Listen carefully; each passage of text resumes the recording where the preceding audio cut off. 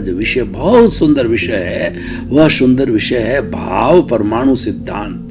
भाई और बहनों, हमारे जैन दर्शन के अंदर या भारतीय संस्कृति में दो शब्द आते हैं, द्रव्य भाव भेदानी।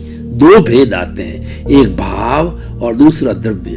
भाव भीतरी जगत का विषय है, द्रव्य बाहरी जगत का विषय है। और द्रव्य जड़ होता है, और ये भाव जब तक हमारे चेतन भाव जो है चेतन तत्व से निकलते हैं या चेतन से जुड़े हुए रहते हैं या चेतन के संबंधित होते हैं, जब वो चेतन से अचेतन में यानी जड़ में आ जाते हैं तब वो द्रव्य बन जाता है। ये मुख्य पॉइंट जो कन्वर्शन का पॉइंट है, ये समझने की जरूरत है कि भाव एक तरीके से दिखाई नहीं देते हैं, भाव आत्मा से जुड़े हुए रहते हैं, चेतन तत्व से जुड़े हुए रहते हैं, तब तक वो भाव होते हैं। और जो ही वो टच होते हैं वो जड़ तत्व से, तब जाकर के वो जो है द्रव्य बन जाता है। कैसे?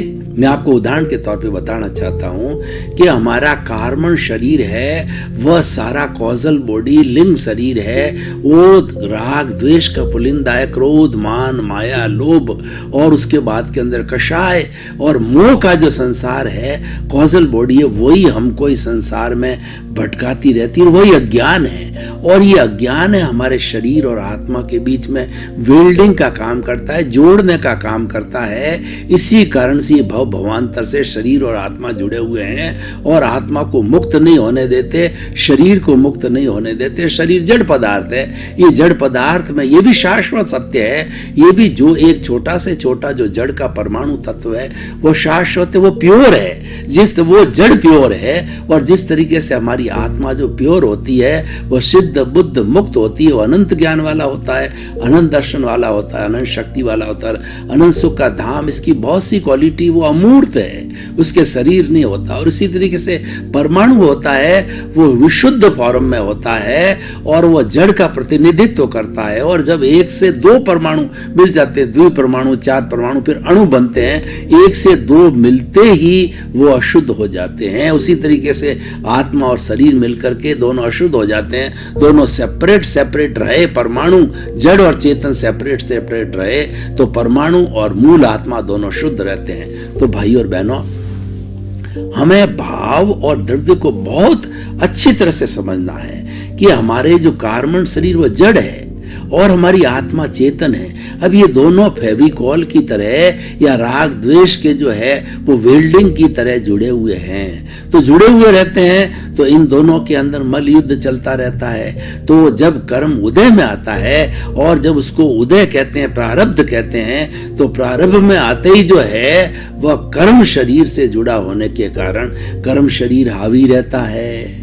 और जब वो उदय काल आता है तो हावी रहने पर जो है वह अपना रूप दिखाता है, अपना जो है वो जो चार प्रकृति है कर्म की, जो कौन सी बंद जो चार प्रकृति स्थिति प्रदेश अनुभाग, जब उदय में आता है तब वो अपना चमत्कार दिखाता है, अपना रस दिखाता है, वो अनुभाग दिखाता है। तो ये सारा जड़ करता है। लेकिन जब ये उदय काल नहीं होता है और आत्मा अपनी अवस्था में होती है, तब उस अवस्था को क्षोभसम कहते हैं। वो क्षोभसम की अवस्था में भी भाव निकलते हैं, वो भाव प्रशस्त भाव होते हैं और राग द्वेष से जुड़े हुए भाव होते हैं, वो अप्रशस्त भाव होते हैं। तो जब वो ये निकले हुए प्रशस्त भाव है, वह हमारे प्रशस्त और अप्रशस्त दोनों भाव है जो कि हमारे कॉजल बॉडी में, और जब ये जाकर के और हमारे अवचेतन मन से जुड़ जाते हैं, हमारी लेश्या के रूप में जुड़ जाते हैं, कलर्ड हो जाते हैं, तब वो द्रव्य रूप के अंदर बदल करके